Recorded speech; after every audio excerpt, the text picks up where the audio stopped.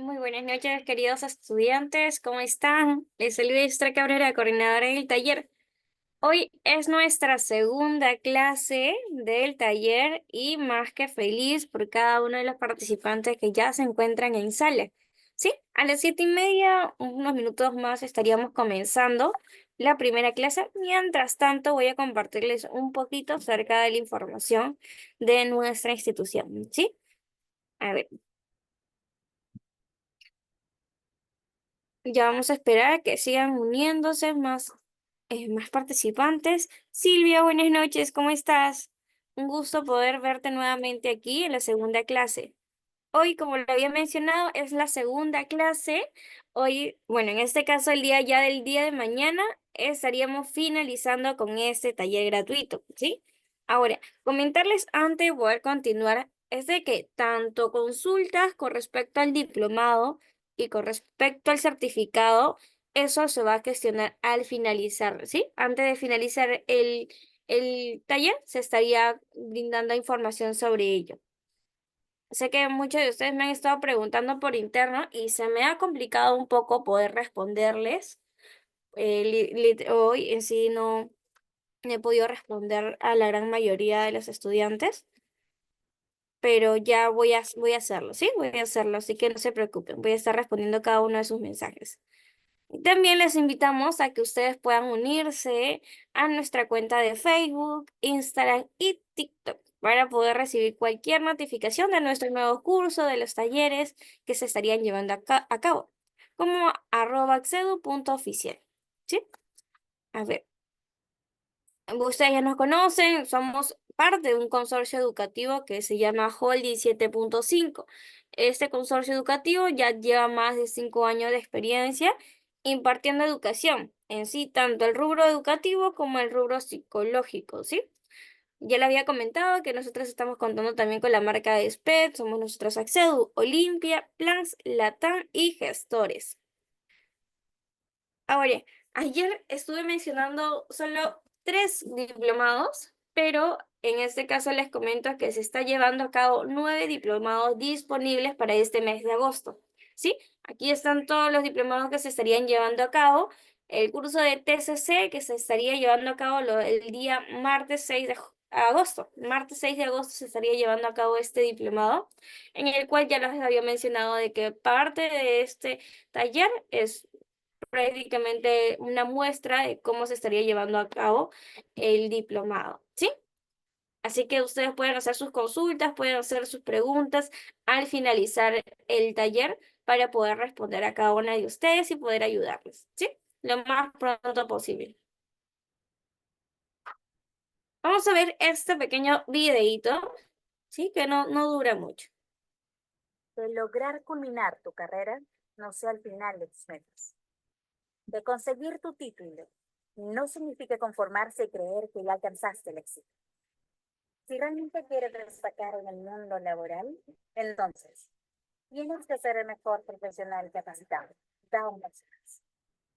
Complementa tu educación y elévala al siguiente nivel, estés donde estés. El Consorcio Holding 7.5 te presenta sus diplomados virtuales, enfocados en potenciar tu crecimiento profesional y tu desarrollo dentro del campo. Este es tu momento para ir más allá. El verdadero éxito te espera. La decisión es tuya.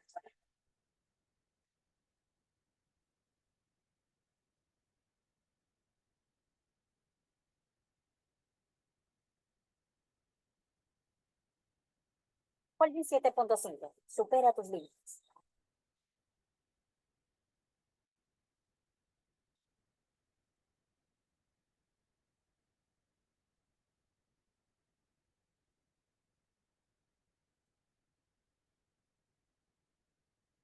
Así es, ya ustedes han podido visualizar un poquito del consorcio educativo en el cual nos encontramos en Los Olivos, ¿sí?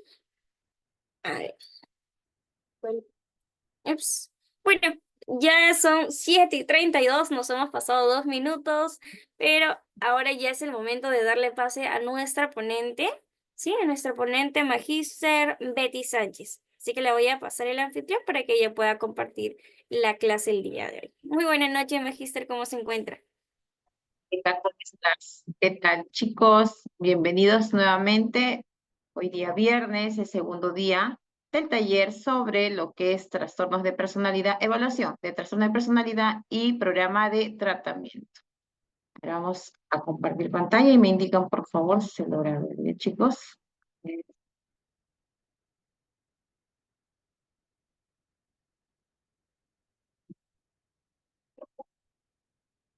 Listo. ¿Me indican, por favor, si se logra ver, chicos? ¿Todo claro?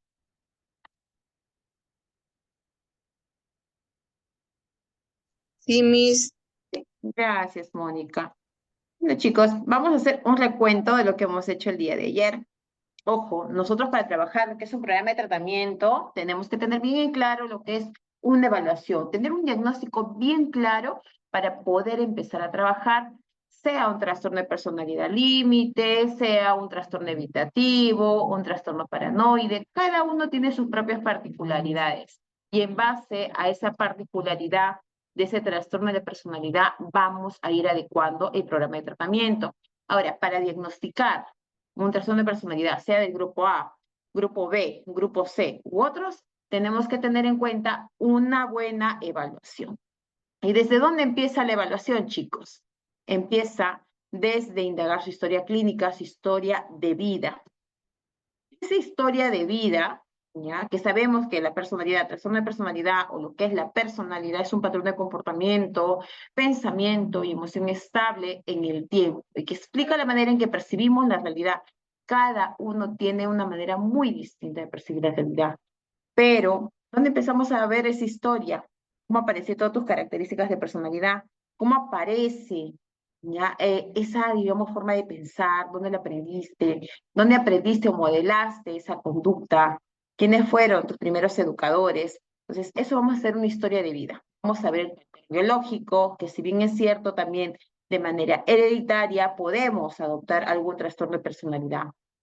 También vamos a tener en cuenta los factores contextuales, ¿no? Como la familia, lo que es nuestro entorno social, y eso hace en conjunto lo que es la personalidad. Ahora, lo que va a ser bien importante y bien determinante también en nuestras características de personalidad, chicos, es el desarrollo afectivo, lo que hemos aprendido en la primera infancia, y eso viene del apego. El apego, que es el vínculo afectivo que se ha establecido los primeros momentos de nuestra vida. Si hemos recibido afecto, si hemos recibido lo que es conductas, ¿no? Donde los padres han atendido nuestras necesidades básicas, lo que es la parte emocional, afectiva, estabilidad, seguridad, confianza, y lo que hoy nos puede hacer personas estables. En caso contrario, si no hubo un buen apego, va a haber dificultades en las cuales van a aparecer este tipo de apego. Apego seguro, ambivalente, evitativo, desorganizado. Y así poco a poco, mediante lo que hemos vivido en nuestra infancia, va a determinar ciertas características de apego que hoy tenemos, ¿no? Que hemos tenido. Por ejemplo, el apego seguro, lo que nos da respeto, empatía, afecto, seguridad, un acompañamiento, aceptación incondicional. En el caso de un apego ansioso, ¿no? Que haber estrés de separación, necesidad de ser reafirmado, conductas de protesta, va a haber dificultades en la comunicación, va a estar hipervigilante y bajo valor de inseguridad. Entonces, todas estas características se van a presentar en diferentes etapas. En conclusión, no sabemos que la personalidad es un patrón único de pensamientos, actitudes, valores que también aprendemos dentro de nuestro hogar y comportamientos que se desarrollan para adaptarse a un determinado entorno y sobre todo a sus normas. Ahora, esas características pues lo vamos a ver a lo largo de la vida, en la cual desarrollamos carácter, ¿no? Dentro de la familia, influencia sociocultural, la biografía personal. Qué importante es indagar sobre la biografía personal del paciente, donde vamos a ver con quienes convive, si hubo violencia, cómo fue su familia, funcional, disfuncional, si hubo algún tipo de violencia que marca, ¿no? Como traumas, como puede ser violencia o abuso sexual, ¿ya? La base genética, que es muy importante, y el temperamento, ¿ya? Entonces, esos factores, que es constitución, temperamento, carácter, van a ser lo que es la personalidad. Y bueno, en este caso le describimos cada uno de ellos. Y ayer me quedé en este punto, que es bien interesante que nosotros podamos entender de dónde va diseñándose o ya apareciendo las características propias de la personalidad. Y este dato importante, ya que está en la personalidad, sobre todo en los primeros años de vida, nos habla Erik Erikson, ¿no? Él establece las etapas del desarrollo psicosocial, ¿ya? Más allá del apego, viene esta teoría, ¿no? Por ejemplo, de 0 a 18 meses, ¿Qué es lo que va a desarrollar el niño? ¿Mediante qué experiencias? ¿Qué? Va teniendo ciertas características. Apoyo. ¿Cómo pues? Caliente la comida. A ver, ya. A ver, por ejemplo, esas características, ¿no? Donde vamos a crear la confianza, que son los primeros, bueno, 0 a 18 meses, ¿no? Se crean los vínculos afectivos. Esos vínculos afectivos que dan sensación de confianza física, donde el niño está atendido por papá, mamá, donde empieza a dar sus primeros pasos, donde el papá le dice, muy bien, te felicito. Entonces, esa base de seguridad le va a permitir al niño que pueda seguir creciendo y a que a pesar se caiga, el papá le va a seguir alentando. Entonces, ante ese tipo de situación va a generar confianza. Pero ¿qué puede pasar si de repente en esa caída, digamos que intenta caminar o sus primeras experiencias, de repente el papá le dice, puede que se caiga, ¿no? Dice, malo, malo, malo, le dice al piso. Y lo carga así, hijo, ya pasó, vamos, ya no vas a caminar ya mañana u otro día. Y lo puede poner en otro lugar y no lo deja experimentar. O de repente le llama la atención y de repente puede ser un poco más enérgico, más autoritario. Entonces va a generar cierta desconfianza. Este vínculo va a ser muy importante de 0 a 18 meses. De bebé, de 18 meses a 3 años, es donde el niño empieza a tener sus primeras conductas, no de llevar una taza, llevar su cuaderno, llevar sus primeros dibujos, y va llegando a las conductas de autonomía. O también se puede desarrollar todo lo que es lo contrario, vergüenza y duda, donde de repente puede ser invalidado por papá o mamá, ¿no? Y ahí se crean lo que son vínculos afectivos que dan la sensación de confianza física, ¿no? Donde el padre va a validar aquellas conductas, va a reforzar, quizás con aplausos, con una caricia, y va a tener el niño esa autonomía, esa motivación para seguir aprendiendo, para seguir haciendo cosas en casa. Entonces, de 18 meses a 3 años se va desarrollando la autonomía. Después, lo que es en la etapa preescolar, ahí vienen las siguientes características, donde el niño empieza a desarrollar iniciativa o también puede desarrollar la culpa, ¿no? Y se crean esos vínculos afectivos que dan la sensación de confianza también física, ¿no? Donde el niño empieza a ayudar en las tareas de la casa. ¿Ya? Donde das esa iniciativa, donde tú le refuerzas, le haces afecto, muy bien, te felicito, mi hijo ya ayuda en casa, me siento orgulloso de ti. Entonces el niño va a seguir avanzando con esa seguridad, autonomía, confianza en uno mismo. Pero puede que por ahí tenga un error y empiecen a decir, ya lo hiciste mal, mira lo que has hecho. Entonces el niño puede desarrollar lo contrario, culpa.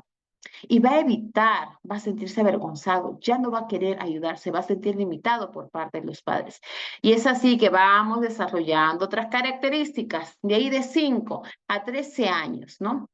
Ahí viene la laboriosidad versus inferioridad, que comienza ya la vida en sociedad, ¿no? Con los pares, el niño empieza a tener interacción con sus amigos, con sus amigas, y ya tiene conciencia más de su conducta. El niño ahí empieza a sentirse orgulloso de sus actos, de que hace bien las tareas, de que coopera en casa, de que ayuda a sus amigos, que puede ser solidario, o puede suceder lo contrario, que puede haber inferioridad. Y ahí es donde empieza a ver esas características, que bien los papás también pueden ayudarlo, pueden reforzar o también empiezan a invalidar, empiezan de repente a ser muy críticos. Y esas características se van desarrollando también donde el niño empieza a criticarse, a ver de repente que las cosas lo hace mal. Y esto se puede sumar con las conductas de interacción que puede tener en el colegio. En algunos casos se puede desarrollar el bullying, más aún si es vulnerable, ¿no? Entonces, estos datos son muy importantes, chicos, para nosotros explorar cómo fueron sus experiencias cuando estaba pequeño. Ya de ahí viene lo que es la adolescencia, ¿no? De 13 a 21 años, que es la búsqueda, ¿no? Esa difusión de la identidad. Y aquí el adolescente es donde empieza a ver sus propias características, también empieza a seguir ciertas conductas de sus amigos, de grupos pares, de ser aceptado por su grupo y de se ve, ¿no? Ve esa, digamos, todas esas características, tanto físicas como internas, y cómo se puede integrar a los demás en su grupo social. Entonces, ahí es donde viene lo que es la difusión de la identidad. Pero ojo, acá también es de gran importancia cómo es el trato de los padres. Si de repente son muy críticos o de repente también les ayudan en formar esa propia identidad, que ellos vayan también teniendo esa confianza, ¿no? Y esa seguridad en la toma de decisiones, que los padres también le den esa, y les permitan, ¿no? Decidir incluso en unas situaciones dentro del hogar, que participen en los debates. Es muy importante que se trabaje con ellos, se iba desarrollando lo que es la confianza y se van a dar cuenta que son muy importantes dentro de la familia. Entonces, de adolescentes, la búsqueda de identidad. Adulto joven, ya está lo que es la intimidad. Ojo, en lo que es un adulto joven, chicos, aquí ya es el joven, o bueno, ya desarrolla lo que es la intimidad, ya, o versus el aislamiento, en base a lo anterior que se ha desarrollado, lo que es la autonomía, la iniciativa, la laboriosidad y búsqueda, lo que es la identidad, chicos, ya va a poder desarrollar la intimidad, pero de una manera segura. Va a poder interactuar, va a poder tener una vida más tranquila como de pareja, ¿no? Se busca estar cerca de los otros también y también lograr una intimidad. O puede ser que suceda lo contrario, en aislamiento, en base a las experiencias negativas que pudo vivir antes, ¿no? Y el adulto maduro, generatividad versus estancamiento. En el adulto mayor, la integridad versus desesperación. Entonces, es allí donde vemos cómo se ha ido desarrollando lo que es la personalidad a lo largo de nuestra infancia y en la adolescencia. Ya en el adulto joven, chicos, ya aparecen las características, los resultados de cómo fueron las experiencias en los primeros años tuyos. Entonces, una evaluación implica todo ello. Cómo fue el trato de tus padres, la familia funcional, quienes participaron en las experiencias de vida. Ahora, la neurocientífica cognitiva Sarah Jane, ya, Blackmore, especializada en el estudio del cerebro adolescente, describe, ¿no?, esta etapa como la tormenta perfecta, debido al aumento de las alteraciones sociales, neuronales y hormonales que confluyen en ella, ¿no? ¿Qué nos dice acerca de la personalidad? En realidad, la personalidad se desarrolla como una respuesta a un conjunto de ¿qué? Estímulos internos, ¿no? Como los factores hereditarios, el biológico, sobre todo el temperamento que cada uno tiene, y el carácter que se ha desarrollado dentro de un entorno familiar, y también los factores externos o ambientales, ¿no? Como la cultura, las experiencias vividas, la situación familiar, que este es bien determinante. La situación familiar es bien determinante en el desarrollo de la personalidad. Los modelos con los que vivimos, ¿no? Papá, mamá, los roles y en los que nosotros nos vemos reflejados, ¿no? ¿Con quién más nos identificamos? Eso también va a ser muy interesante para evaluar en lo que es la personalidad. Ahora, ya pasamos a todo ese punto, ya hemos visto, ¿no? Indagamos, evaluamos, vemos las características que cada ser humano posee en base a las primeras interacciones de vida, a las experiencias y a cómo fue su desarrollo en la interacción con los padres. De aquí, chicos, es donde de repente pueden aparecer los trastornos de personalidad. ¿Y los trastornos de personalidad qué son en realidad? Por ahí sus audios, por favor. Ya.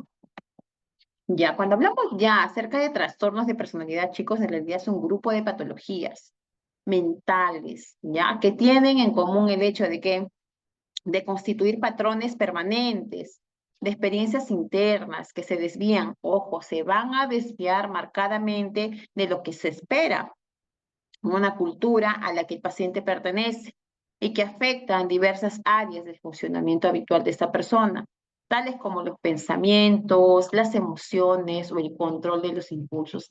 Sale de lo que es las normas, sale dentro de lo esperado y va a llamar la atención. Y es por ello que empiezan a tener conflictos con los demás, conflictos dentro del entorno familiar, conflictos con la pareja, conflictos con las amistades y hasta incluso dentro del trabajo. Y es ahí donde nosotros empezamos a ver, ¿no? ¿Por qué sucede tal comportamiento? ¿Por qué de repente es muy conflictiva? ¿Por qué de repente en algunos momentos tiene esos cambios de humor? ¿Por qué se deja llevar de esos pensamientos? Y donde se está limitando en su vida, quizás deja incluso de trabajar, de interactuar con los demás, y ahí cuando sale dentro de lo marcado, de lo esperado, ya pasa a ser un trastorno. ¿Y por qué llamamos en realidad un trastorno? ¿Por qué? Porque son patrones mal adaptativos. No se adapta dentro de un trabajo, dentro de la casa, con sus amigos, ya no llega a interactuar de buena manera y siempre hay problemas a la hora de interactuar con los demás. Tiene un comienzo, chicos, eso es algo bien importante, a veces cuando decimos, ¿no? ¿Y en qué momento empiezo a ver si es un trastorno, es un trastorno de personalidad? ¿O en qué momento nosotros vemos las características estables de la personalidad? Y en realidad podemos llamar un trastorno, ¿ya? Un presuntivo, ¿ya? Hasta antes de los 18 años. Pero ya podemos decir claramente que es un trastorno definitivo a partir de los 18 años. Pero hay que tener en cuenta, chicos, que a los 15, 16, 17 años ya tiene las características de personalidad más claras. Eso ya nosotros vamos indagando, ¿no? Para eso aplicamos pruebas, como el MASI, en el caso de un adolescente, ya para niños y adolescentes, niños el DEISE, adolescentes y el MASI. Para los adultos, para ver trastorno de personalidad, un Milo. Entonces, todo eso vamos a aplicar en evaluación. También podemos aplicar pruebas proyectivas, ¿ya? Entonces, vamos acomodando, indagando, ¿no? Teniendo en cuenta diversas pruebas para tener en cuenta las características de la personalidad. Y como les vuelvo a repetir, ya lo que es un trastorno de personalidad se ve a inicio de la adolescencia o al inicio de la etapa adulta. Y bueno, se presentan en gran variedad de situaciones personales y sociales, son inflexibles y permanentes a lo largo del tiempo. También van a provocar mucho malestar clínicamente significativo, ¿no? Y provocan un deterioro, pero sobre todo en la persona. Con la familia sí, pues para ellas quizás no lo van a ver de una manera quizás como un problema, pero va a haber problemas con la familia, con sus amigos o con otros de su entorno. Ojo, para ellas es quizás pues no, pero yo soy así, pero en realidad donde nosotros empezamos a percibir el problema es cuando ya no solamente es un contexto, es en varios contextos donde tiene esos patrones de conducta que salen fuera de las normas o de lo esperado, ¿no? Vanessa por acá pregunta, ¿a los 11 años se puede dar un diagnóstico de... No, todavía a esa edad no, hija. Pueden haber algunas conductas todavía que se puede llevar tratamiento, ¿ya? Ahora, ¿cuáles son las causas de trastorno de personalidad? Cuando hablamos acerca de netamente trastornos de personalidad, la personalidad es la combinación de pensamientos, ojo, de emociones y conductas que nos hacen únicos. Entonces, es el modo cómo vemos, cómo comprendemos y cómo nos relacionamos con el mundo exterior, así como el modo en que nosotros nos vemos a nosotros mismos, ¿no? Ahora, la causa es genética, ¿no? Es posible, ya que determinados rasgos de la personalidad se transmitan de padres a hijos, ¿no? Mediante los genes heredados. A veces estos rasgos se llaman temperamento también. Otra causa es el entorno, ¿no? Esto incluye los alrededores, ¿no? En los que nosotros nos desarrollamos, en donde crecemos, donde interactuamos. Los eventos que han tenido lugar en relaciones con nuestros familiares y otras personas. Y es ahí también donde incluimos, chicos, que puede haber traumas en la infancia, quizás abuso físico, abuso sexual, que son más que todo al menos hay estudios que demuestran que cuando hay abuso se da más por los familiares cercanos. Y bueno, se piensa que los trastornos de personalidad son provocados por una combinación de estas influencias, genética y del entorno. Y es posible que los genes nos hagan vulnerables y a desarrollar un trastorno de personalidad. Y una situación que va a desencadenar netamente es nuestro entorno familiar o social. Ahora, ¿cuáles son los factores de riesgo para que aparezca un trastorno de personalidad? Si bien, chicos, no se conoce la causa precisa de aquellos trastornos de personalidad, ¿ya? Porque si no hay una causa así tal cual que nos diga, por esto aparecen los trastornos, no. Hay ciertos factores que parecen aumentar ese riesgo de desarrollar, ¿no? O desencadenar estos trastornos. Entre ellos son los siguientes. Por ejemplo, ¿no? Y hablamos y pasamos a la infancia, ¿no? Antecedentes familiares de trastornos de personalidad u otras enfermedades mentales. Por ejemplo, ¿no? Si la mamá o el papá tiene algún trastorno de personalidad, tal vez límite o antisocial, chicos, también hay un porcentaje, hay un 50% que el hijo puede heredar ese trastorno, ¿no?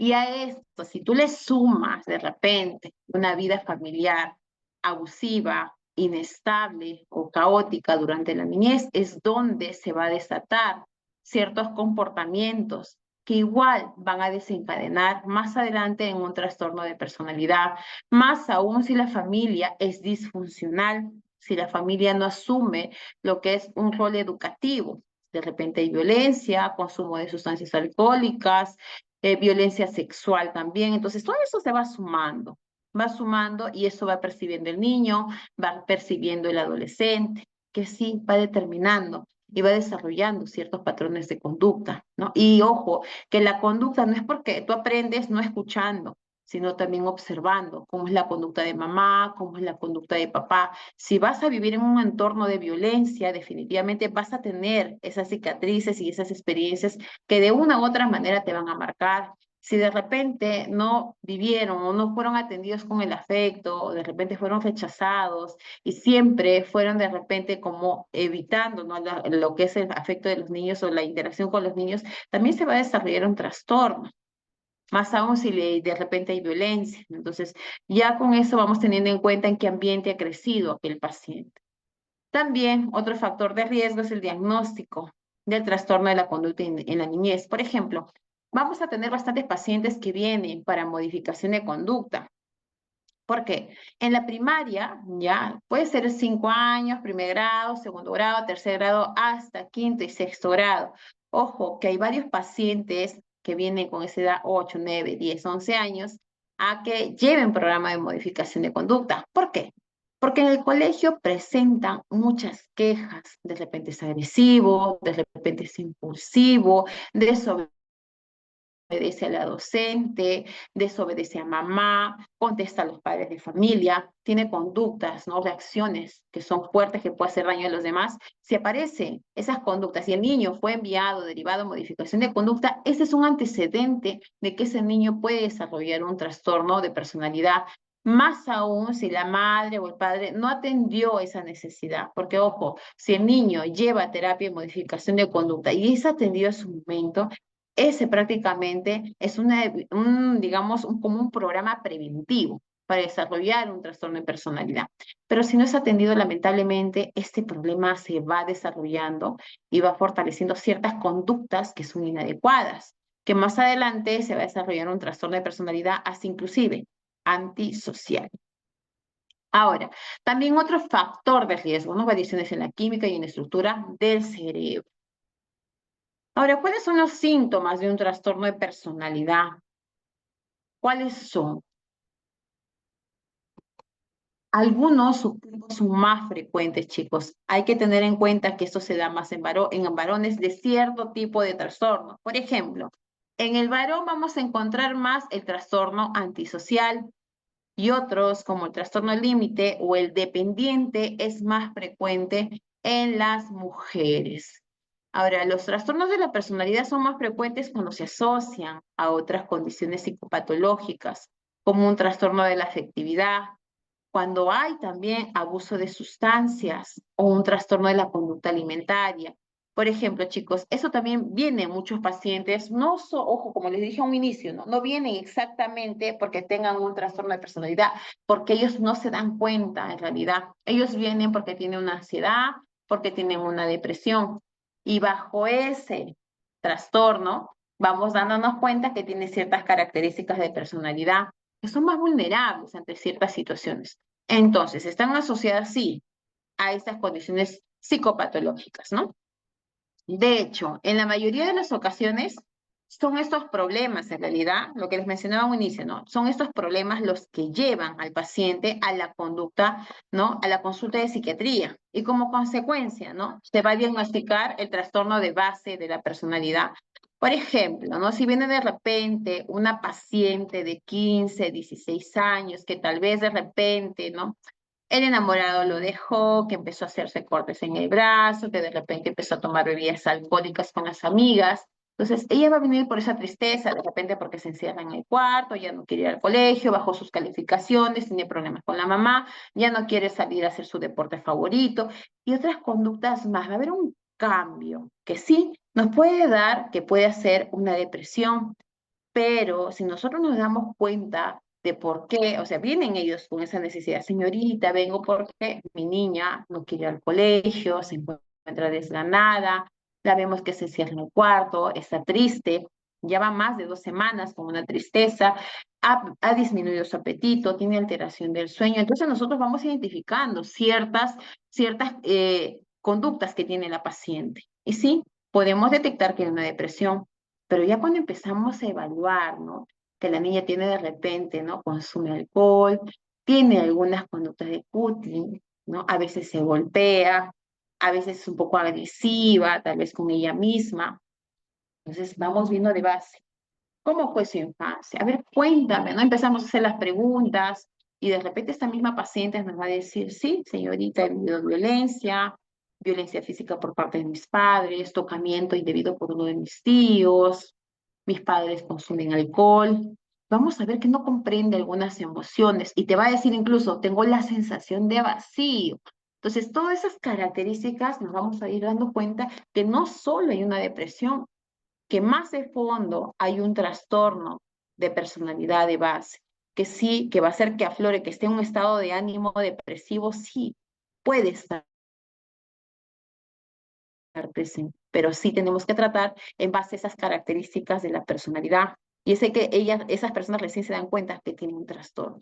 ¿Qué se tiene que trabajar? Primero, ¿no? Que ellos vayan identificando qué emociones han ido viendo en su infancia, vayan viendo y teniendo en cuenta cómo fue su contexto familiar y poco a poco comprendiendo cómo fue apareciendo ese trastorno. Ojo, pero cuando son menores de edad, como he dicho, tienen un presuntivo, ¿ya? Puede ser lo que son problemas con las emociones, pero no podemos poner todavía un definitivo hasta que cumpla la mayoría de edad, ¿ya? Entonces, sigamos. A ver, al último, dice, ¿qué pasa cuando el adolescente no desea recibir terapia y tampoco quiere tomar pastillas? Sí va a haber esos pacientes, y vienen los padres de familia solos y vienen con esa constante, no señorita, mi hija no quiere recibir terapia. Pues bien, agarramos quiénes son las personas más frecuentes, más cercanas a esta paciente. Puede ser la tía, puede ser una mejor amiga, puede ser de repente alguien con quien verdadera sienta ese apego, esa confianza, esa seguridad, alguien que le motive a venir a terapia. Entonces, por ahí es, digamos, como un enganche, ¿no? Alguien que se acerque a ella para que la motive a venir a terapia. ¿Ya? Porque sí, esa es la única forma de cómo podemos llegar al paciente. Porque si nos ha pasado, llega la mamá o el papá solo, sacan la cita y vienen solos. Entonces, ¿cómo hacemos? Pues podemos hacer esto, que hable con la tía, con la persona más cercana o la que tenga más confianza con ella, no más afecto. Es una forma de cómo enganchar al paciente. Ahora, algunos subtipos también son muy frecuentes, lo que hemos mencionado hace un momento, lo que es el trastorno de la personalidad. Pero ahora vamos a ver de cada subtipos, ¿no? Porque vamos a ver diferentes grupos de trastornos de la personalidad y es ahí donde nosotros vamos a empezar a indagar, ¿no? ¿Por qué tienen esas características? ¿En qué momento? ¿Cómo son esas conductas? Y ahí para clasificarlos, ¿no? A ver, dice, se ha probado de todo y ahora ya que cumplió 18 no quiere nada. Ahí lo que podrían hacer con un 18 años solamente se podía trabajar un cuadro de consecuencias, ¿no? Ahí se puede trabajar. Son técnicas en realidad, son técnicas que se va aprendiendo dentro de terapia para que vaya viendo cuáles son las consecuencias que lo lleva a ciertas conductas y poco a poco vaya teniendo conciencia de su problema, ¿ya?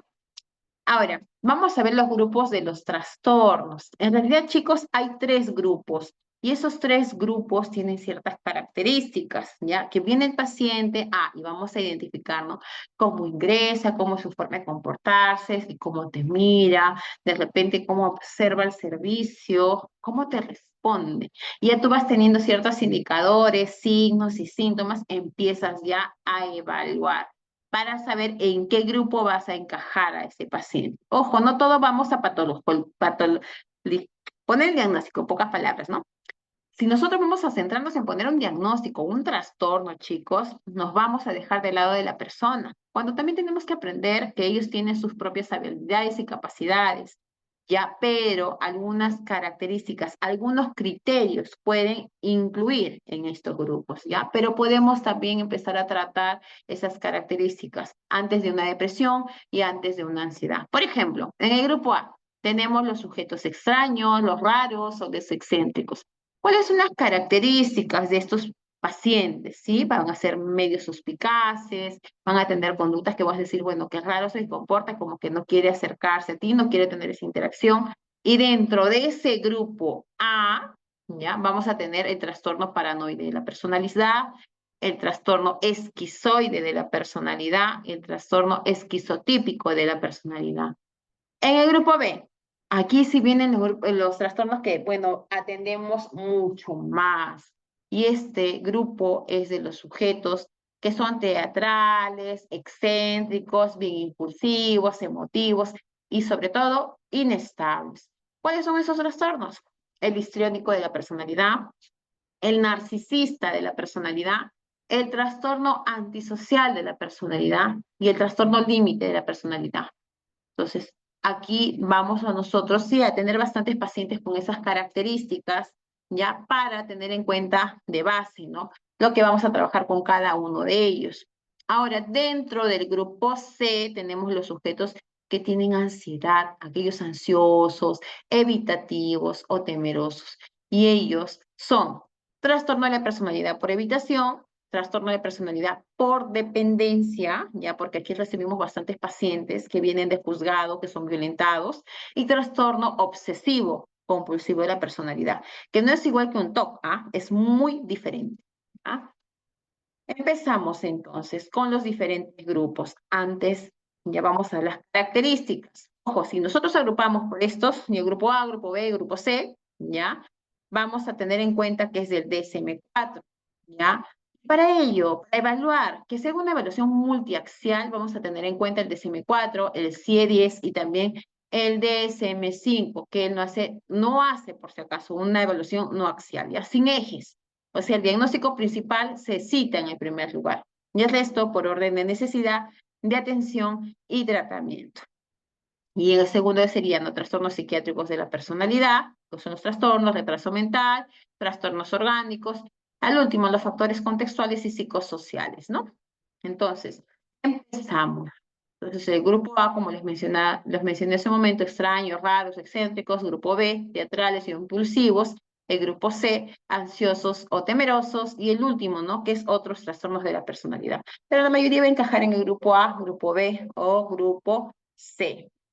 Entonces, cuando vamos al grupo A, aquellas personas que vienen con un comportamiento raro, que es excéntrico, un poco suspicaz, ellos ¿cómo se caracterizan? Tienen un patrón general de cogniciones, ojo, son sospechosos, sospechan de todo, sospechan que de repente lo están mirando mal, que les cae mal a alguien, que de repente están hablando mal de ellos. Hay autoexpresiones, ¿no? Una le extraña. Y relaciones con los demás son solitarios, y algunos los consideran como anormales, ¿no? Es como si ellos prácticamente prefieran estar aislados, ¿no? Lejos de los demás. Es quizás el grupo más controvertido, ¿no? Con respecto a si los trastornos que incluyen deben estar en el eje 2 o si por el contrario sería más conveniente clasificarlos en alguna categoría, ¿no? Esquizofrenia o trastorno delirante. Sí, algunos lo consideran, pero no. Tiene su característica importante. ¿Ya? Ya, ¿qué referencia considera? Al menos en el hospital, hija, el DSM-4.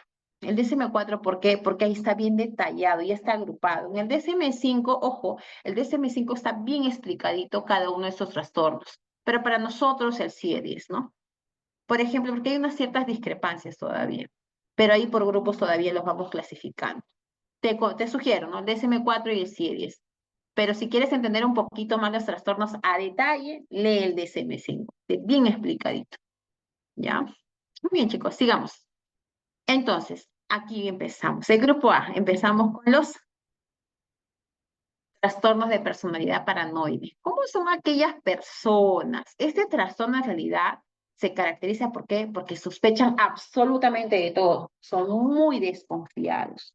Una desconfianza profunda e infundada. Ojo, porque ellos están pendientes que se le miraron mal, que si de repente le dejaron el vuelto en la mesa, o se va a una tienda y de repente, sin querer, se le caen las monedas, el que le está despachando inmediatamente dice, me está tratando mal, le caigo mal, o si de repente le hablan en voz alta, me están gritando, o sea, todo es sospecha y desconfianza, infundadas. Se suelen dar cuenta de todo lo que sucede a su alrededor, es como si estuvieran hipervigilantes a todo.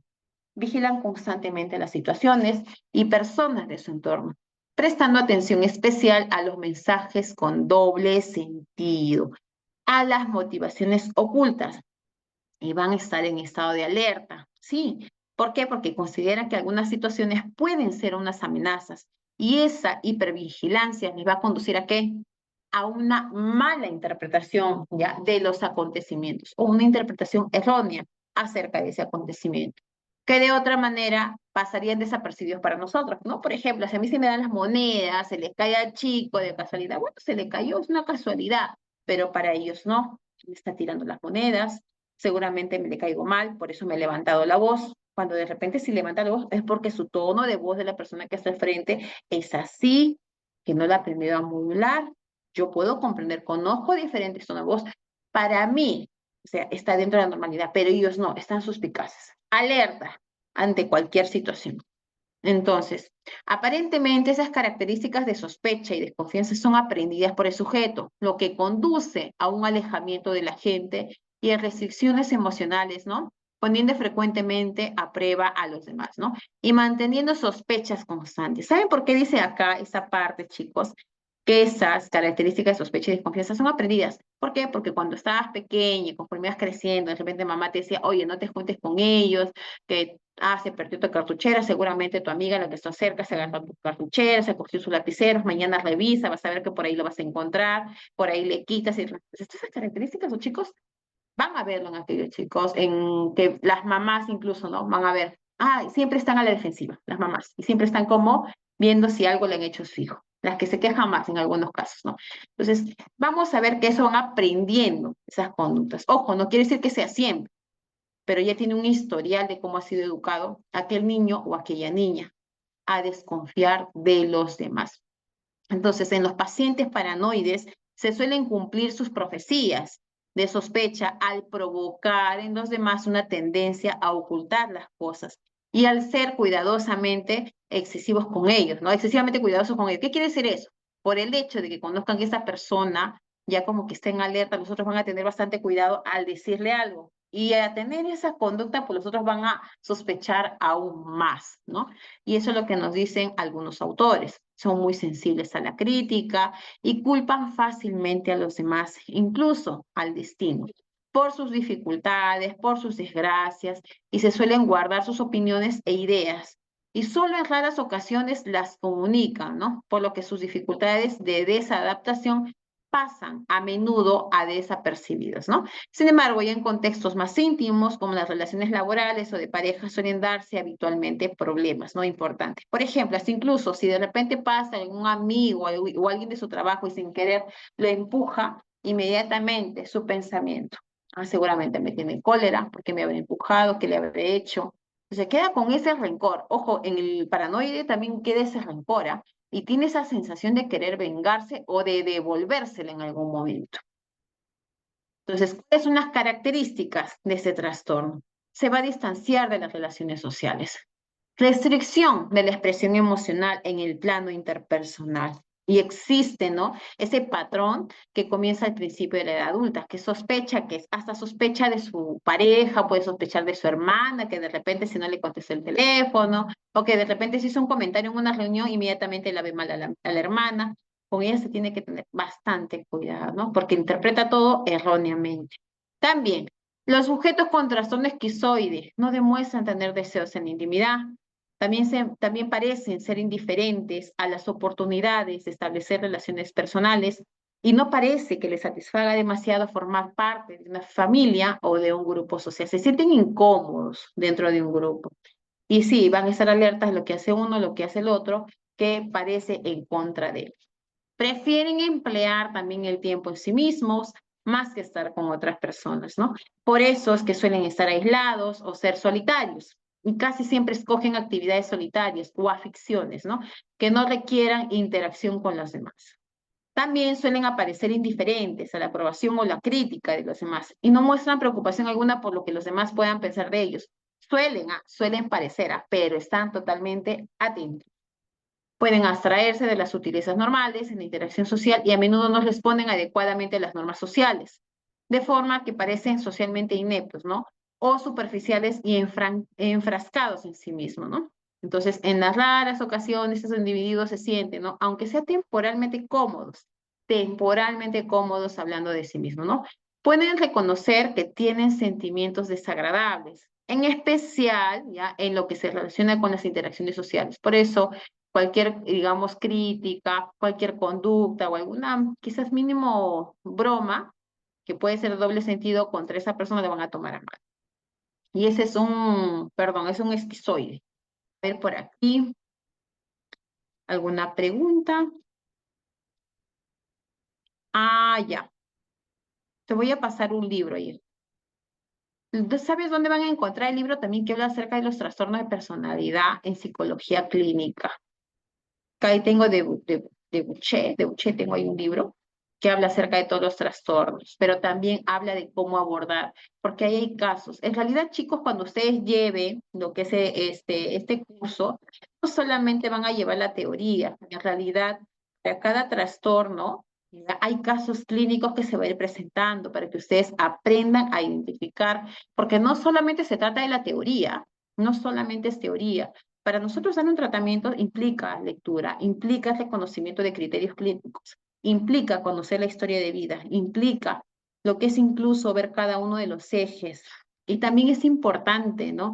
Siempre considerar a un personaje y a una familia, a alguien bien cercano, aquella de estas personas que vienen a consulta para poder tener un diagnóstico claro y también tener con quien sea un soporte, un factor protector que acompañe a aquellas personas en su proceso de tratamiento.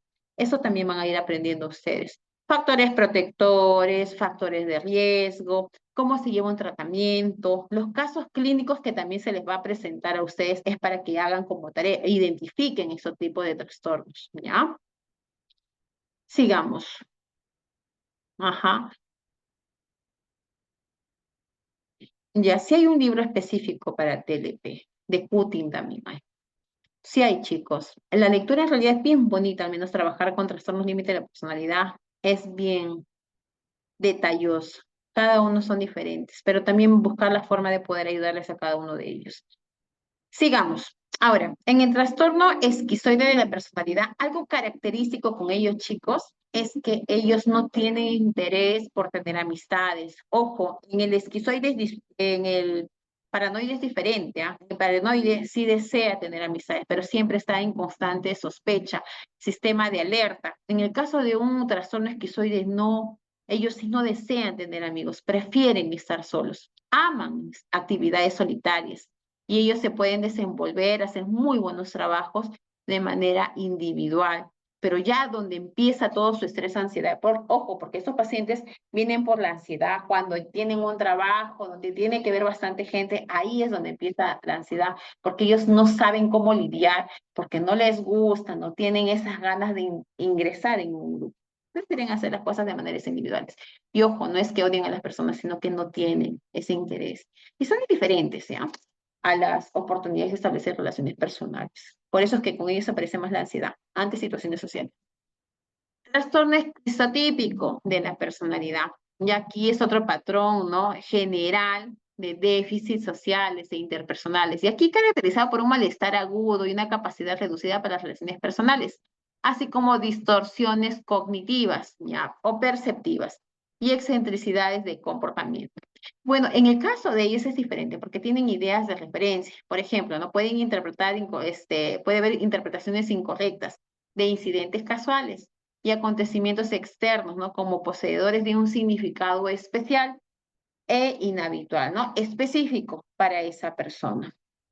También puede sentir que tiene poderes especiales. Ojo, algunos lo confunden como una esquizofrenia, pero no es así, ¿ya? Porque ellos creen tener poderes especiales para notar los hechos antes que sucedan o para leer los pensamientos de los demás, ¿ya?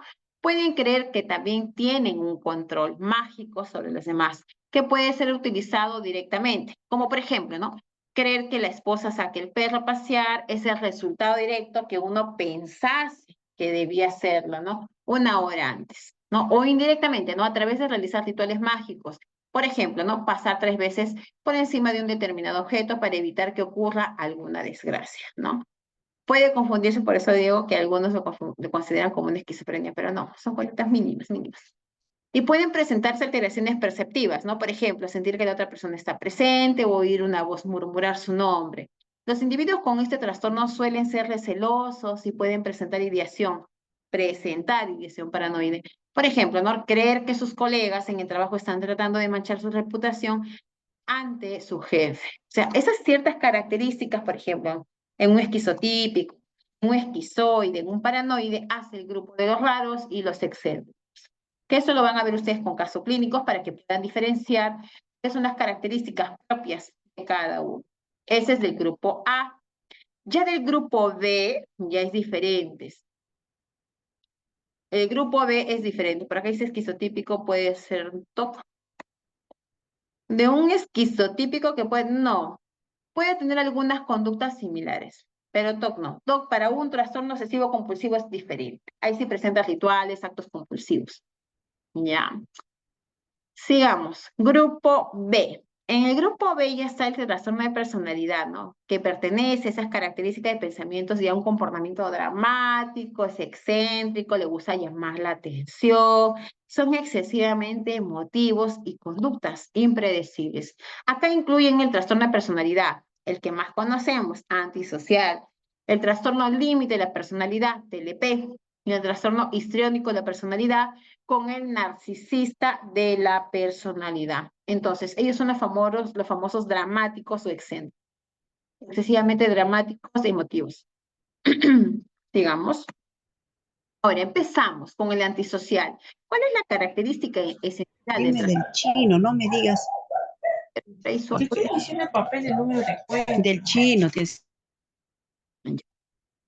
En el caso del trastorno antisocial, chicos, es un patrón general de desprecio, porque ellos van a tener conductas de desprecio y violación ante los derechos de los demás, que va a comenzar en la infancia. Ojo, chicos, estos pacientes vienen a sus 8, 7, 8, 9 años con conductas ya que vienen por modificación de conducta, o que muchas veces han sido derivados al departamento de psicología para que trabajen la conducta de aquellos niños, ¿ya? Pero si no son tratadas, a las finales se desarrolla como un trastorno antisocial, que va a empezar estas conductas en la infancia o en el principio de la adolescencia y va a continuar en la etapa adulta. Ahora, este patrón también ha sido denominado psicopatía, sociopatía o trastorno disocial de la personalidad. Algunos lo confunden, pero hay cierta diferencia. Puesto que el engaño y la manipulación son características centrales del trastorno antisocial de la personalidad, puede ser especialmente útil integrar la información obtenida en la evaluación clínica sistemática con la información recogida de fuentes colaterales. Por ejemplo, tengo pacientes que son antisociales en el servicio y de ellos muchas veces sus familiares, sus padres, sus tíos tienen características, ¿no? Muy similares, incluso algunos han estado privados de su libertad. Entonces, teniendo en cuenta esas características, puede ser también genética, y tener en consideración todo su ambiente social, familia disfuncional, que también tiene conductas delictivas en alguno de sus integrantes, ya podemos tener en claro que es un trastorno antisocial, ¿ya? Ahora, para que se pueda establecer este diagnóstico, el sujeto debe tener al menos 18 años y tener historia de algunos síntomas de un trastorno disocial antes de los 15 años. Este trastorno implica un patrón repetitivo persistente de comportamiento en el que va a violar los derechos básicos de los demás o las principales reglas o normas sociales apropiadas para su edad. La parte de una de las 4 siguientes, ¿no? Agresión a la gente, a los animales, destrucción de la propiedad, fraudes, hurtos o violación grave de las normas, ¿no? Del patrón que se comporta. En este caso, chicos, el trastorno antisocial muchas veces aparece, ¿no? Por ejemplo, tengo pacientes que son pequeños y que tienen problemas graves de conducta, por ejemplo, ¿no? Que quizás hayan matado a sus gatos, ya con un golpe o aventándole del segundo o tercer piso, en el caso de uno de mis pacientes, u otro haber quemado la cola de su perro. Entonces, ya vamos teniendo esos datos, ¿no? De su infancia, en las cuales vamos a tener claro para poner un diagnóstico. Y estos son trastornos de conducta antisocial, que sí se ha visto a los 9, 10, 11 años. Ya de ahí vamos a teniendo en cuenta para dar un buen diagnóstico. Sigamos. Ahora, vamos a hablar de uno de los más frecuentes, en las cuales viene comórbido con trastornos de conducta alimentaria, trastornos de conducta por consumo, ¿ya? Y otros más, que es el trastorno límite de la personalidad. Chicos, es aquí donde nosotros nos volvemos nuevamente a hacer todo el estudio de vida, su historial de vida de nuestra paciente, porque de repente presenta esas conductas. Y vamos a ver, ya, que esto viene de la infancia, que hay una vulnerabilidad genética, que tal vez la mamá o las tías, porque son en la mayoría de las mujeres, que tienen este trastorno.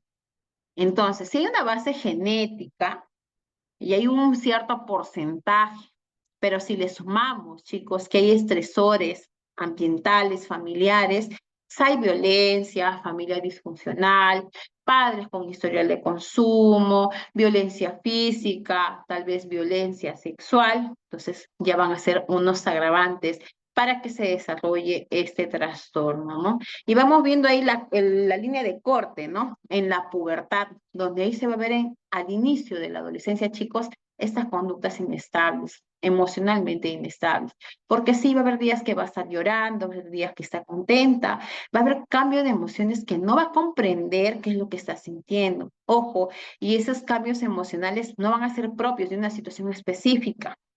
Y ahí esos estresores ambientales, ¿no? En la cual se va a mantener, se va a seguir, ¿no? Sumando a un trastorno de personalidad. Van a seguir afirmando ese trastorno, que en la etapa adulta ya está el diagnóstico. Pero miren, esa fecha de corte, esa flechita de abajo, ahí aparece. Culminando la adolescencia e inicios de la etapa adulta, ya vemos claramente síntomas de un trastorno límite de la personalidad, que es una inestabilidad emocional e impulsiva. Estas son sus características de este trastorno. Hay una conducta impulsiva y conductas de riesgo, como tener relaciones sexuales sin protección, se involucran en apuestas, tener atracones, compras compulsivas, ¿ya? También no va a medir algunas conductas de riesgo. Se puede escapar de su casa con sus amigas, se puede tirar de un segundo piso para ir a una fiesta o ir tras el enamorado, así sea a altas horas de la noche, con tal de no ser abandonada. Imagen personal inestable o bastante frágil. También sus relaciones con sus enamorados o sus parejas van a ser inestables y bastante intensas, ¿no? Incluso en algunos casos, al querer, ¿no? Que la pareja, al querer mantener esa pareja va a tener conductas de riesgo como amenazar con cortarse o tener conductas, ¿no? De autolesión. Cambios en el estado de ánimo, a menudo como reacción al estrés interpersonal, ¿ya? Conductas suicidas, ¿ya? O amenazas de autolesión. Temor intenso a que pueda quedarse sola o solo o tal vez a ser abandonado. También algo bien característico que te va a mencionar un TLP, ya va a decir que tiene ese sentimiento de vacío, ¿ya? A ver, acá dice nuestra compañera, una mujer con TLP puede también tener trastorno narcisista. Tiene características, ¿ah? Tiene esas características. Un narcisista tiene esas características un TLP. ¿Por qué? Porque hay momentos que quiere llamar la atención, que se va a vestir de cierta manera, que va a buscar llamar la atención, pero otro día ya no, se puede encerrar en su cuarto, no quiere hablar con nadie, se encierra completamente. Va a haber características que van a variar. Y ustedes van a decir, tiene esto, esto, pero si ya tú sumas todo lo que son sus conductas a lo largo de toda su adolescencia, ya te vas dando cuenta que son cambios. Entonces es un TLP, ¿ya? También ataques de ira frecuente e intensos. ¿Cuál sería su diagnóstico? No, TLP, no le cambie, hija. Hay conductas narcisistas, pero sigue siendo TLP. Ah, ya, Paola. Pero sería bueno que lleve tratamiento. Yo les sugiero, chicos, ya cuando veamos el curso, incluso ya conocen mis alumnos, ¿no? Cualquier cosa igual yo les puedo ayudar de manera interna, ¿no? Para poder, más que todo, manejar el caso de quizás si son familiares cercanos o alguien que de repente te quiera ayudar. A ver, por acá dice un factor de riesgo podría ser la presión o actividades de sujeto de sí, hijo. Sí, es cierto. En realidad es presión y exigencia en las actividades de la infancia, una sobrecarga emocional y de responsabilidades. Y de esos pacientes tengo un montón que hoy en día lloran porque han cortado y han quemado etapas, o sus padres han quemado aquellas etapas. Entonces, sigamos. Una constante va a ser lo que es sentimientos de vacío, ataques de ira frecuente e intensos por no conseguir lo que ellos quieren. Y eso es también característico, por eso es que también amenazan con quitarse la vida. También paranoia intermitente relacionado con el estrés, ¿no? Y ese miedo intenso a que el enamorado, la enamorada los deje, ¿ya? Identidad, ¿no? Sentimientos crónicos de vacío, esas características. Patrón de relaciones intensas. Sí, sus relaciones de enamorado con su pareja van a ser intensas, por eso que también temen de ser dejadas. Por ese mismo vacío que hubo en su infancia, por esa misma carencia de afecto. Por eso también, no sé si ustedes habrán leído una parte donde habla acerca de lo que es sentimientos intensos, que está muy relacionado con las familias disfuncionales, que un día el papá le golpea a la mamá, pero que el otro día están muy bien, que están abrazados, dando ese afecto. Pasar los días vuelven a la violencia. Esto es lo que sucede con un TLP, que ahí aflora más estas conductas. ¿Ah? Entonces, por eso es importante, chicos, que nosotros identifiquemos cada una de estas características, porque es muy importante la intervención. En realidad, más allá de etiquetar o de dar un diagnóstico, hay un ser humano que tiene carencias emocionales, que esas carencias pertenecen más a la infancia, que son traumas de la infancia, que si no son tratados, por más que quieras tratar una depresión o una ansiedad, no vas a poder ayudarlos. Esos traumas son de base y esa base es lo primero que se tiene que trabajar y atender con urgencia. Por eso es importante conocer su historia. Más allá que conocer, es también entender de dónde aparece ese comportamiento. Entender, comprender, escuchar, validar y sobre todo ayudar en un paquete de tratamiento. ¿Ya? Entonces, me dice por ahí, no he conseguido a nadie que pueda ayudar a mi hija. En realidad, hija, el tratamiento en un TLP no solamente es un tratamiento psicológico, es un tratamiento psiquiátrico. Ahora, algunos se asustan cuando dicen, no, pero es psiquiatría. No, psiquiatría, hija, les va a ayudar mucho a que disminuyan las conductas impulsivas, como el querer cortarse, el querer hacerse daño, esos cambios de ánimo rápidos, porque son conductas impulsivas, ¿ah? Y eso se trata en psiquiatría. Ya cuando se puede regular aquellos impulsos, ingresan más tranquilos a psicología. Y ellos ahí aprenden un montón de técnicas que les va a ayudar a identificar esas emociones, en qué momento aparecieron esas situaciones, comprenderlas, más que criticar a papá y a mamá, es comprender, porque si bien es cierto, nosotros no vamos a poder cambiar lo que sucedió anteriormente en la infancia, pero sí vamos a tener de base ese conocimiento y comprender que tal vez está repitiendo una historia que también ha sido dolorosa, como el de mamá o de papá. Y en esa comprensión, validar, entender y cambiar con varias técnicas en terapia cognitivo-conductual. Yamil dice TLP. No, hija. Los rasgos narcisistas sí tienen un TLP. Te sugiero que le hagas, hija, una evaluación completa. ¿Cuántos años tiene? No hay problema si tú gustas, me escribes por interno, Paola. Pero sí te sugiero, ¿no? Que más que todo alguien con que tenga un buen rapport. Y ahí va a poder, más que todo, soltar todo lo que he vivido en su infancia para poder tratar a través de ello su trastorno. A ver, por aquí dice Yamif, no, mis parejas sufrían mucho de ansiedad, ataques de pánico, básicos cambios de humor. Otra vez, la dejé porque ya no puede con ella. Sería bueno, primero, hijo, si en este caso, en realidad, hagas como un cuadro, ¿ya? Y que vea qué es lo que realmente te llevó, si hubo daño, ¿no? Y si realmente te va a ayudar más adelante. Si pues, no ha habido conductas, ya donde ha habido daño, donde ha habido quizás hasta incluso, ¿no? Ponerte en riesgo, definitivamente podrías ayudar a llevar terapia. Porque algunas personas, chicos, la conducta del TLP, por si acaso, conforme van pasando los años, va disminuyendo esta sintomatología, igual que un TDAH. ¿Ya? Entonces, es importante, ¿no? Muy bien. Entonces, hasta aquí vamos a llegar. Ya mañana continuamos con la mitad último de los últimos trastornos y trabajamos lo que es intervención. Todo lo que es el paquete de intervención, tratamiento. ¿Ya? Ya, Yamir. Gracias a ti por la pregunta. Muy bien, les doy pase con la moderadora. Me encantaría, y definitivamente ustedes van a conocer lo que son primero una buena evaluación. Una vez que ustedes hacen una muy buena evaluación, sacan de base, ¿no? ¿Cuáles son las características, las necesidades de cada uno de estos pacientes? Y ahí abordar. Es muy importante que conozcan todo ello para hacer un buen paquete de tratamiento. Ok, Genaro, gracias. Les paso con la moderadora. Mañana hacen todas las preguntas que ustedes quieran. En el curso van a llevar casos clínicos. Se les va a dar material también para que ustedes puedan aplicar sus evaluaciones y sobre todo lo que va a ser una guía personalizada también a interno, ¿no? Porque cada uno tiene sus propios casos en el ámbito clínico o de guía también en el caso de algunas personas que puedan necesitar ayuda. ¿Ya, chicos? Un gusto haber trabajado con ustedes y nos vemos mañana. Cuídense. Buenas noches, Magíster. Magíster, justamente voy a necesitar su apoyo aquí en la PPT, ya que aquí, a ver, porque usted nos va a explicar un poquito acerca de para la parte del temario, ¿sí? Como les había mencionado, queridos participantes, el curso de diplomado en TCC estaría iniciando el martes 6 de agosto, ¿sí?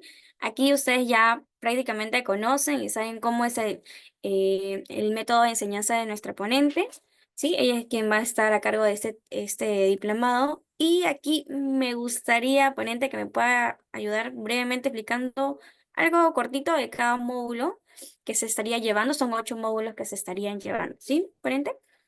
Ya, ok, te voy a ver, chicos, les voy a explicar. El primer módulo, como dice su modelo cognitivo-conductual, ahí van a conocer cómo apareció la terapia cognitivo-conductual, quiénes fueron los autores, porque ustedes tienen que conocer la base, porque van a aprender en Grecia y en otros países, ya, cómo apareció la terapia, mediante qué situaciones naturales, ¿no? Todos los cambios, inicio de la terapia, netamente racional, lo que tiene que ver la naturaleza, la psicología de cómo se aprende ciertas conductas. Segundo módulo, lo que es intervención cognitivo-conductual. Ya, aquí viene la parte ya de intervención, pero teniendo como base lo que es condicionamiento clásico y operante, lo que es modificación de conducta, ¿ya? Que va dirigido también para niños y adolescentes en el ámbito escolar, pero también en el ámbito educativo, perdón, en el ámbito neurológico, con pacientes con trastornos de neurodesarrollo, niños con TEA, niños con TDAH, síndrome de Asperger. También en el módulo 3 vamos a trabajar con lo que es la terapia cognitivo-conductual para niños y adolescentes. Aquí se continúa, chicos, pero también teniendo de base ya lo que es las técnicas netamente conductuales y también se va a trabajar el aspecto emocional. En la cuarta, lo que es la personalidad. Aquí ver cada una de las características, cómo se ha desarrollado la personalidad, hablar a cada uno de esos tipos de personalidad, las dimensiones de la personalidad, las características que presenta cada uno de estos pacientes, las conductas adaptativas, las inadaptadas y los trastornos uno por uno, detallados. Hasta incluso vamos a hablar bastante sobre el apego y cómo desarrollar conductas adaptativas. Módulo 5, de cómo vamos nosotros a poder intervenir con las familias. Vamos a trabajar directamente con aquellos acompañantes, los padres, los primeros cuidadores, los acompañantes, los factores protectores, porque ahí también vamos a trabajar trastornos en la conducta de niños. Ojo, antes que se desarrolle un trastorno de personalidad, primero también vamos a trabajar lo que es la intervención con aquellos niños.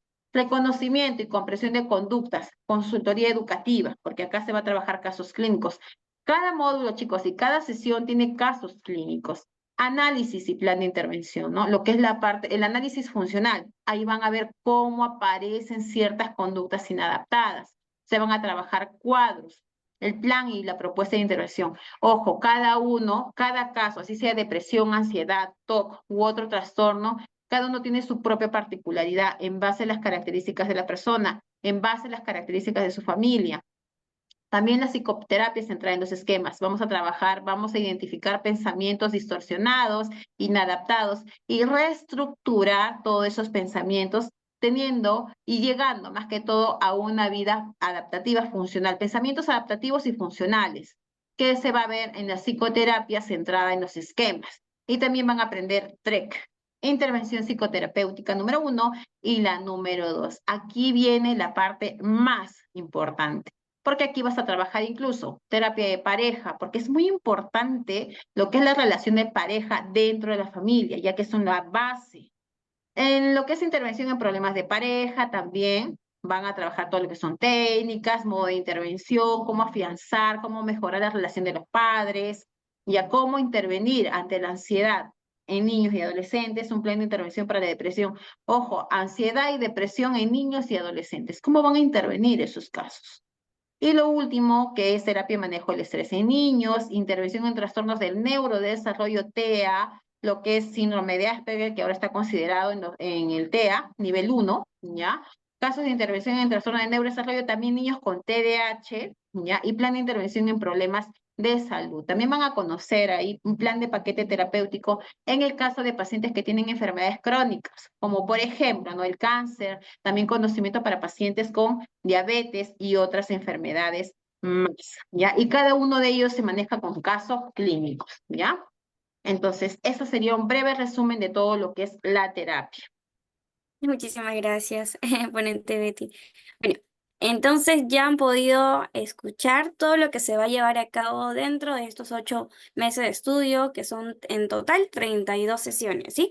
Ahora, como les había comentado, quizás no todos han estado el día de ayer, pero les comento, el precio de descuento que se está manejando ahora no es este de aquí, en el cual la inversión en la matrícula 100 nuevos soles y en la mensualidad 130 soles. Como sé que ya nos estamos quedando con la mitad de participantes, a ustedes que se encuentran aquí y quienes desean llevar el diplomado, se les estaría brindando, en este caso, solo por hoy, bien, la facilidad de poder realizar el pago y reservarlo con 70 soles, ¿sí? Tu matrícula ya no sería en 100 soles, sino en 70 soles.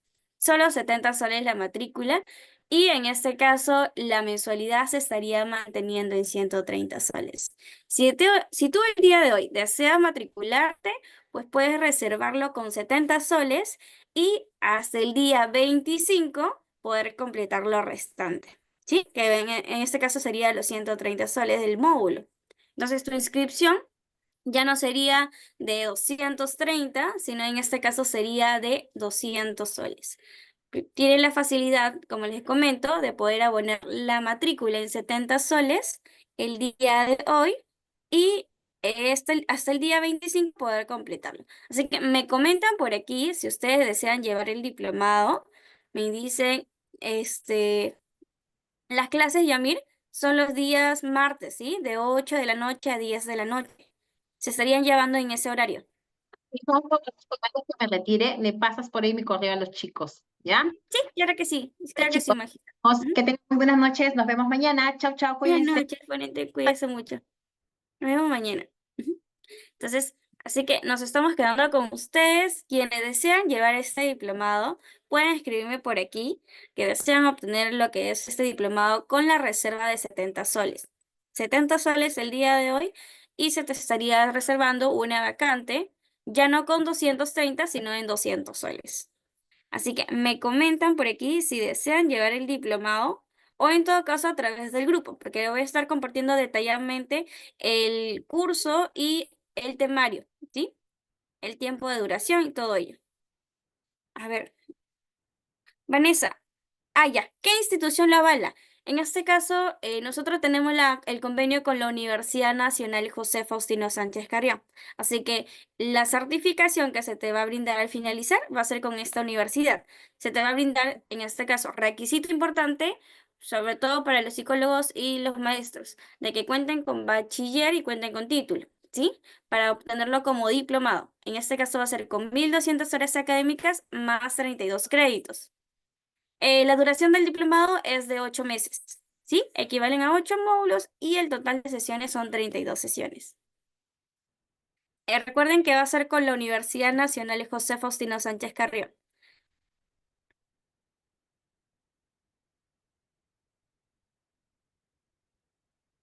Así que me comentan si desean separar su reserva en el diplomado para poder ayudarles con esta promoción, ¿sí? Porque de igual forma la voy a estar compartiendo a través del grupo.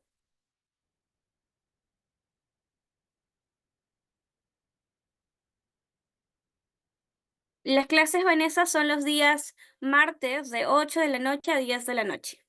Ese es el horario de las clases. Solo los días martes. Yamir, sí, no te preocupes, Yamir. El diplomado, ¿con qué nombre sale el diplomado? El diplomado va a salir tal cual, como TCC, terapia cognitivo-conductual, y lo avala la Universidad Nacional José Faustino.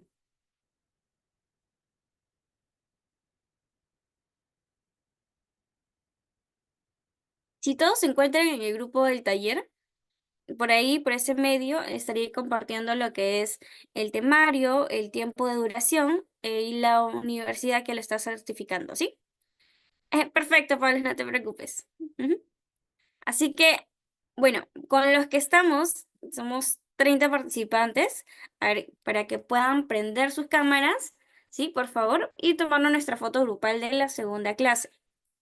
Y ya nos estaríamos comunicando a través del grupo. A ver, muchísimas gracias, Mercedes. A ver, vamos a dejar de compartir aquí.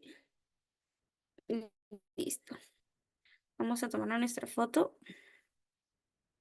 Tenemos a Mercedes, a Fresia, Silvia, Yamir, Elena, Vanessa. Así que Emily también aquí está presente. A ver, vamos a esperar unos segunditos más para tomarnos nuestra primera foto. Mientras tanto, nos vamos acomodando, quizás haya un mechón por ahí. Ok, a ver, ¿estamos listas? Creo que sí, ¿verdad? A ver, ay, no, todavía falta. Ahí Patricia se está arreglando. Ok, vamos a esperar unos segunditos para poder tomar nuestra foto grupal. Y la estaré compartiendo a través del grupo. Ujú, ya. Ahora sí, creo que estamos todos listos. A ver, a la cuenta de 3, 2, 1, va. Listo, ya tomó la primera foto. Vamos con la segunda, porque de repente por ahí alguien más se anima a prender su cámara. Guardar esa fotito. A ver, y listo. A ver, a la cuenta de 3, 2, vamos a esperar a Yamir, a ver, para que se pueda enfocar. Listo, a la cuenta de 3, 2, 1, va. Listo, ya nos hemos tomado nuestra segunda foto y los espero a cada una de ustedes el día de mañana a la misma hora, ¿sí? Que es nuestra última clase en este maravilloso taller. Así que muchísimas gracias por la participación de cada una de ustedes, ¿sí? Así que vamos a estar comunicándonos por el grupo, ¿sí? Cuídense mucho.